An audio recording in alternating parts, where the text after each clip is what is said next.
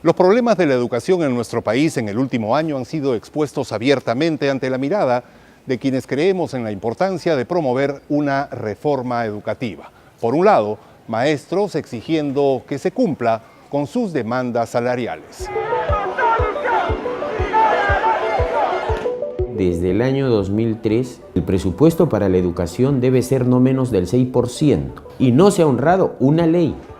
Pero no basta aumentar el presupuesto, es suficiente cambiar la gestión y la calidad del gasto. Por otro lado, estudiantes que obtienen resultados poco alentadores en pruebas internacionales. A ver chicos, vamos a trabajar en grupo. Bueno, primero toda América Latina está realmente muy mal en educación. Si queremos ser un mejor país, tenemos que tener una mejor educación.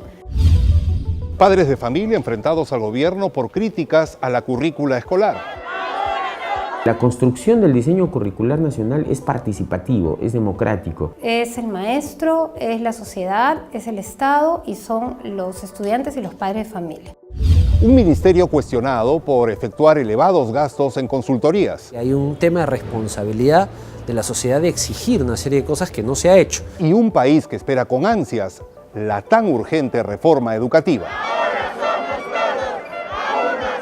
Soy un optimista realista. Ojalá que con el advenimiento del Bicentenario nos juntemos todos.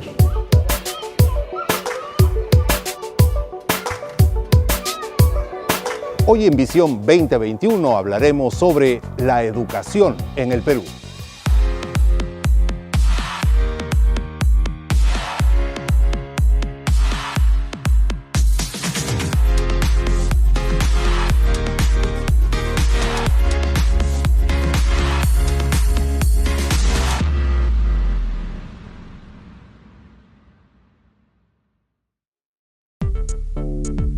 Uno de los grandes retos de nuestro país de cara a la próxima celebración del bicentenario de nuestra independencia es sin lugar a dudas alcanzar una educación de calidad. Hoy nuestro país parece revivir errores que impiden avisorar un buen panorama para los próximos 10, 15 o 20 años, o peor aún para los próximos 4 años, que son los que nos separan de esta fecha tan importante.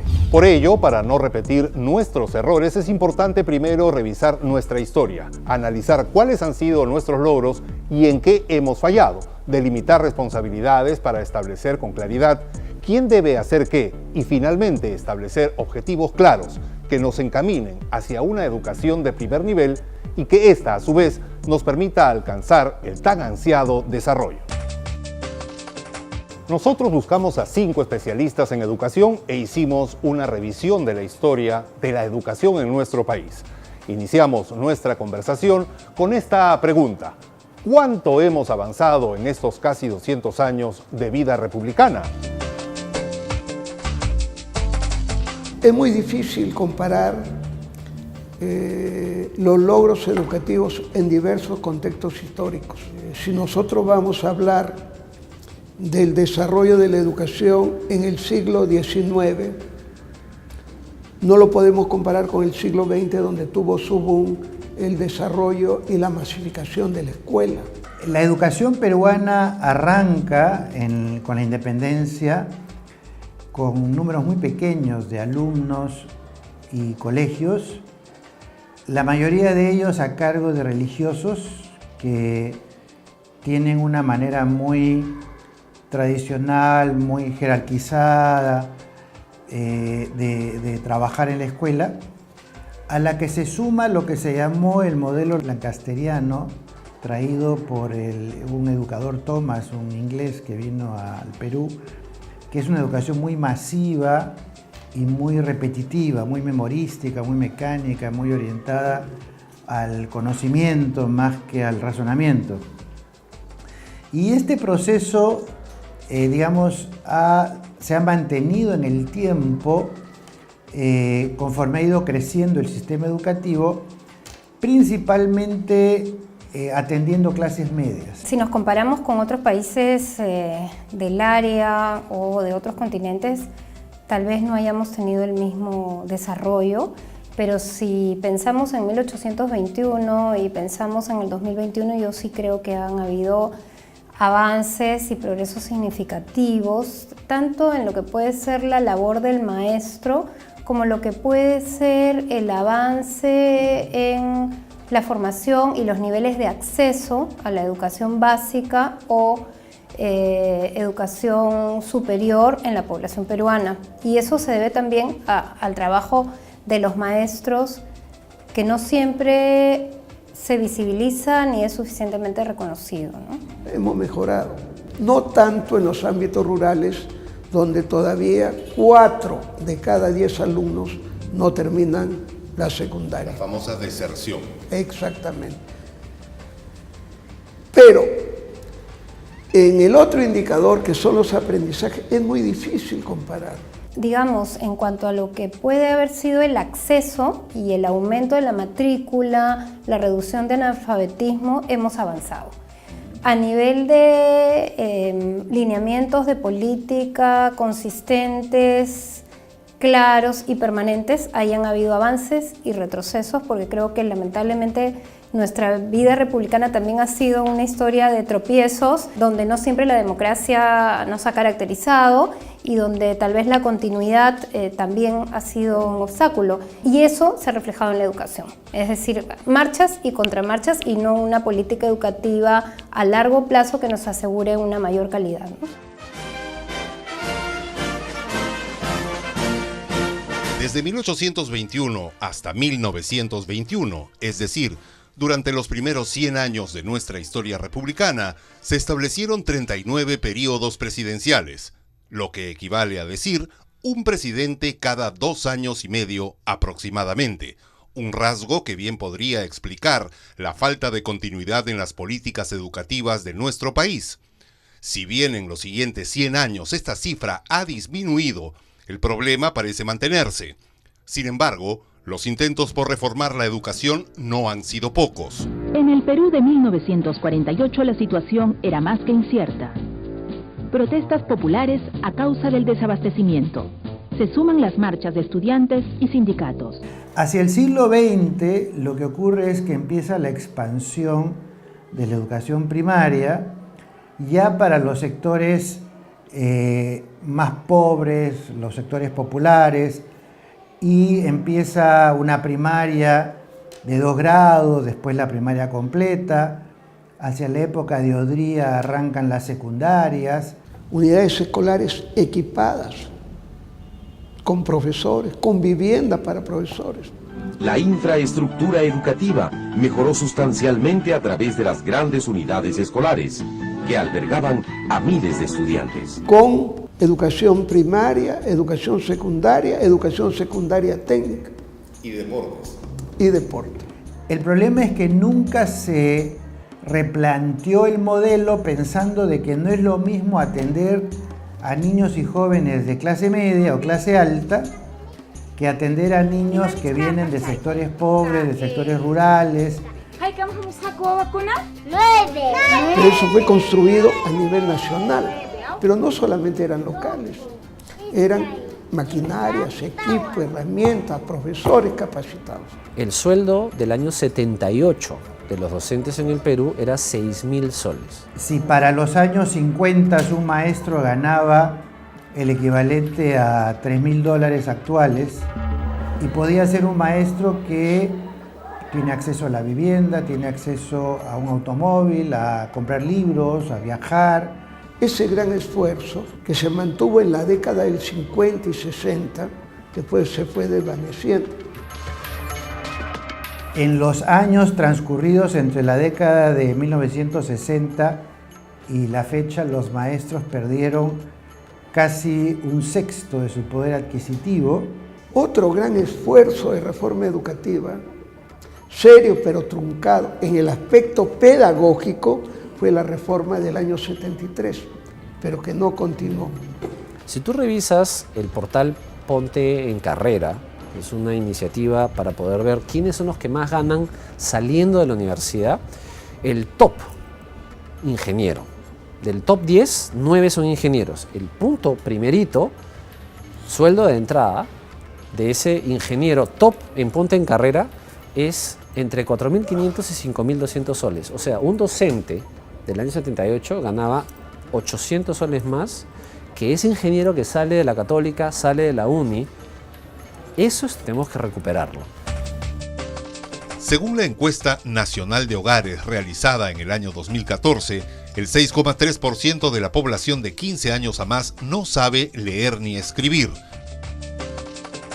En este contexto, los datos a los que le debemos prestar mayor atención son: la mayoría de la población analfabeta se encuentra en el área rural, la mayoría es mujer, la mayoría es pobre y la mayoría tiene como lengua materna una lengua nativa.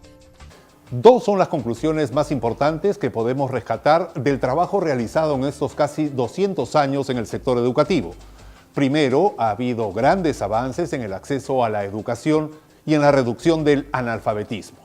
Segundo, los gobiernos se han esmerado más en crear sus propias reformas que en continuar proyectos educativos a largo plazo iniciados por sus antecesores.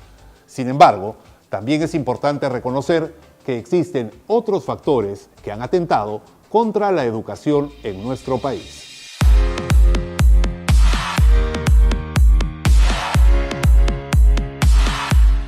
Estos accidentes políticos, sociales, que pueden haber hecho que los gobiernos hayan tenido otras prioridades.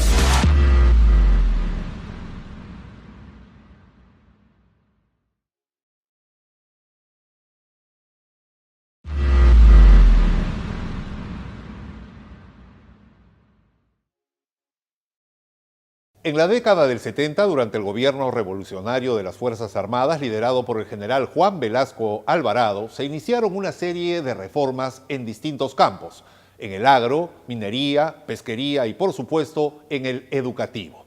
En este sector se impulsaron temas como la educación técnica, la educación inicial, el bachillerato público y otros cambios más. Todos estos proyectos de reforma requerían de una inversión considerable por parte del presupuesto nacional. Lamentablemente, factores externos obligaron al gobierno militar a desatender este trabajo.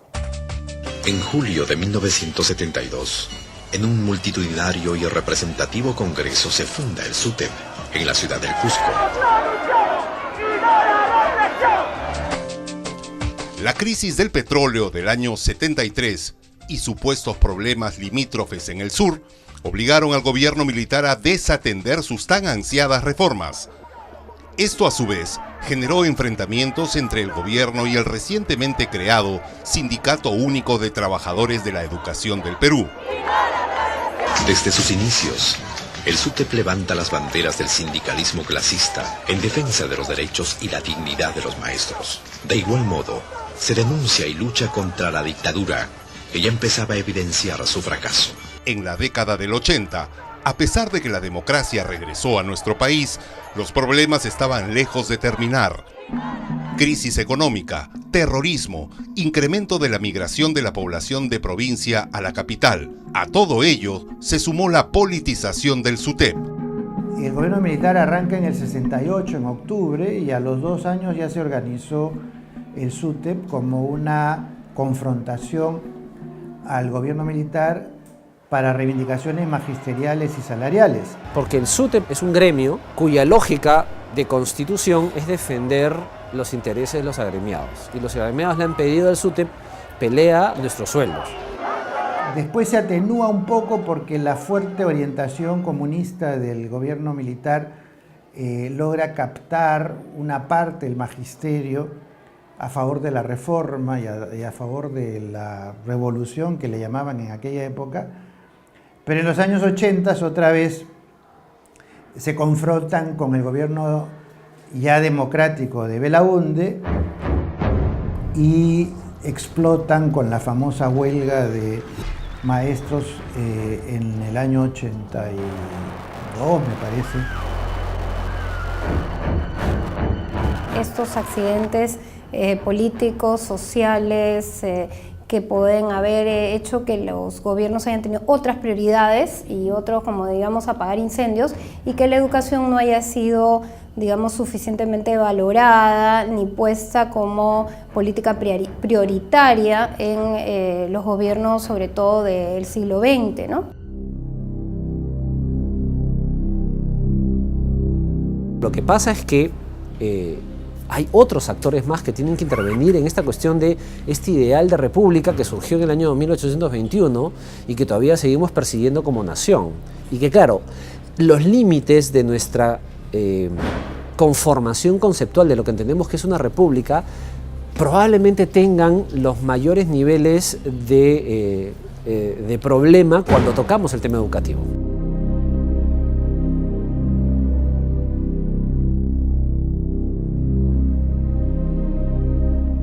Hasta el año 2016, los docentes de nuestro país eran 382.000. Ellos representaban el 57% de los servidores públicos, 15% forma parte de la educación inicial, 40% de la educación primaria, 40% de la educación secundaria, 2% de la educación técnica productiva, 1% de la educación básica alternativa y 1% de la educación básica especial. Uno de los elementos más importantes en el proceso educativo, qué duda cabe, es el maestro. El docente que por un lado es el responsable de guiar al alumno en el proceso de aprendizaje mientras resuelve sus propios problemas financieros, pero por otro es criticado por algunos sectores debido a la, según dicen, poca preparación. Esto nos lleva a formular las siguientes preguntas. ¿Es realmente un problema presupuestal lo que no permite que nuestra educación mejore? ¿Se solucionaría todo mejorando los sueldos de los docentes? Y por otro lado, ¿están bien preparados nuestros maestros? Si no es así, ¿es responsabilidad de ellos capacitarse? ¿Es responsabilidad del Estado? El objetivo 3 que está planteado en el Proyecto Educativo Nacional al 2021 habla de dos tipos de formación. Uno es la formación inicial, la que recibimos en la universidad o en el instituto pedagógico, pero también habla de la formación continua. Yo veo desde inicios de este siglo XXI una importancia a lo que puede ser la capacitación del docente. Y esta formación continua está acompañada de lo que señala y prescribe la Ley de Educación en el artículo 56, en el literal D, donde prescribe que en el caso de evaluación docente un requisito se constituye haber participado en un programa de actualización profesional. Inexistente a la fecha. A la fecha no tenemos ningún programa.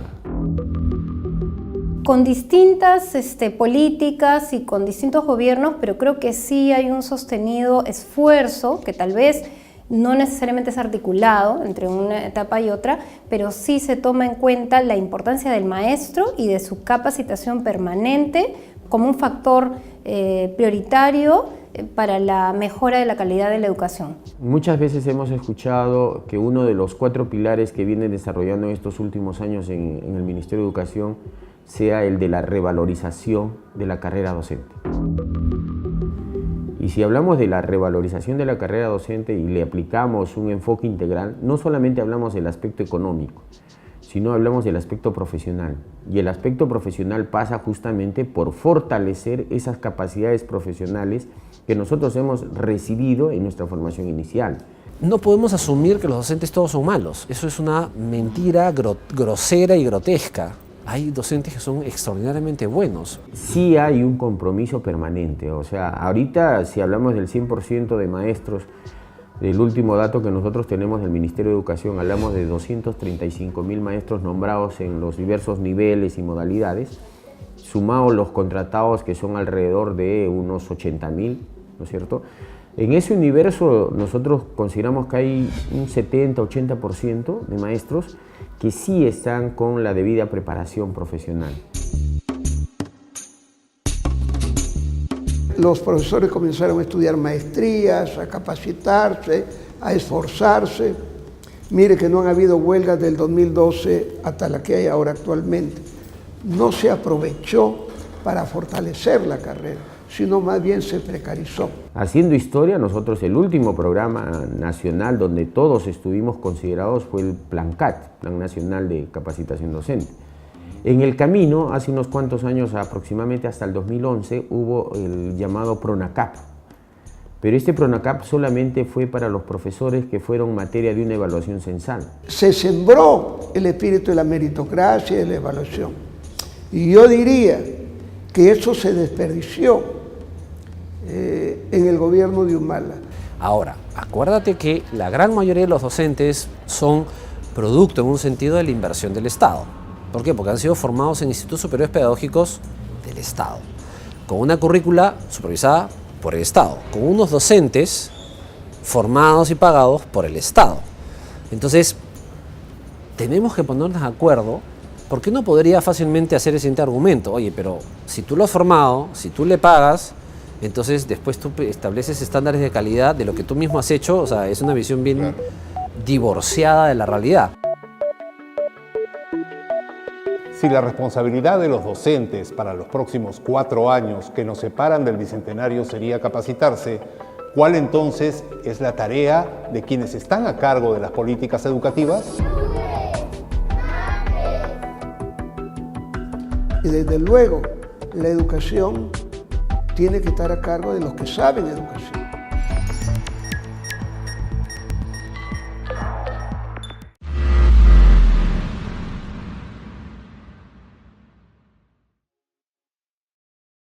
El 22 de julio de 2002, el gobierno, representantes de organizaciones políticas y de la sociedad civil suscribieron el Acuerdo Nacional.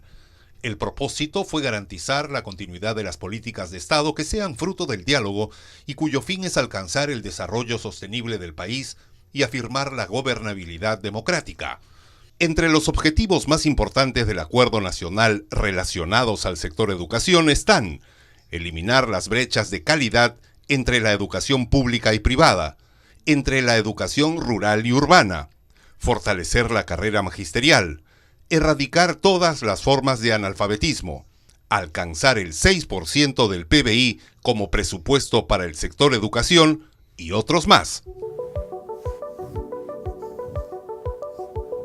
15 años han transcurrido desde la firma del Acuerdo Nacional y la asignación presupuestal para la educación aún se mantiene cerca al 4% del PBI. Lo que nos lleva a pensar que de cara al 2021 probablemente no alcancemos este ansiado objetivo. Sin embargo, en este contexto, vale la pena preguntarse, ¿solo queda esperar a llegar al tan ansiado 6% del PBI para que los problemas en la educación comiencen a solucionarse? Y la clave para varios factores que intervienen, como el que tú mencionas, infraestructura, material, actualización de los docentes, todo por donde pasa, por presupuesto. La corrida de asignación de recursos al sector de educación de los últimos 5 o 6 años ha sido histórica. Pero no basta aumentar el presupuesto. Nunca en el Perú hemos tenido una cosa así, salvo, digamos, épocas hace como 30, 40, 50 años atrás. Es suficiente cambiar la gestión y la calidad del gasto. Entonces hemos recuperado una situación, pero el problema está que unos 40 años de descalce. Entonces, ¿cómo hacer para poder cubrir ese hueco de esos 40 años? Significaría dedicar una cantidad de recursos que el Perú no tiene y sería una irresponsabilidad macroeconómica, digamos, hacerlo. Casi todos los años en activos no financieros o en inversión pública se devuelve el 50, el 60%. Porque nunca ha habido una convicción de que educación merece ese nivel de inversión. Yo creo que tenemos que hacer presión, y presión positiva como sociedad, a nuestros gobernantes, para que efectivamente pongan prioridades en el tema y permitan que se haga dos caminos. Uno es dar más dinero y otro es ver la eficiencia de cómo se gasta eso de ahí. Entonces, en términos reales, lo que ocurre es que hay más alumnos, más colegios, más profesores, pero que se reparten el mismo presupuesto. Es un poco el efecto de la sopa aguada, o sea, a la misma sopa le van echando agüita y repartiendo entre más y más gente. El presupuesto que tiene educación, sí nosotros podemos afirmar que se excede en los gastos de consultorías, que no están resolviendo problemas, en gastos de publicidad. Siempre se ha considerado que lo más importante en el país es la economía, que lo más importante del país es la producción. Y hemos vivido también durante mucho tiempo de los recursos que generaban la minería, los recursos naturales, el petróleo en una época. Los booms que ha habido, ¿no?, del caucho, y de entonces, la pesca. No ha habido una apuesta por los recursos humanos, porque siempre se trataba de explotar los recursos naturales.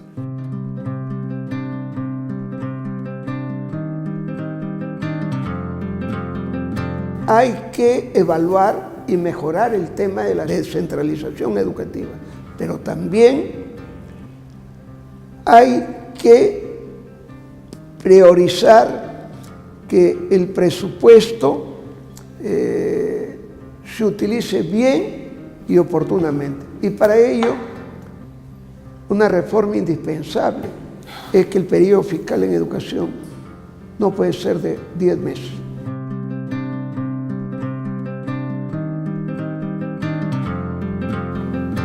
Una vez revisado nuestro pasado, solo quedaría realizar los cambios necesarios para poder encaminar nuestro sistema educativo. Sin embargo, lo que también queda claro es que estos cambios deben estar alineados a una visión clara de lo que se quiere alcanzar.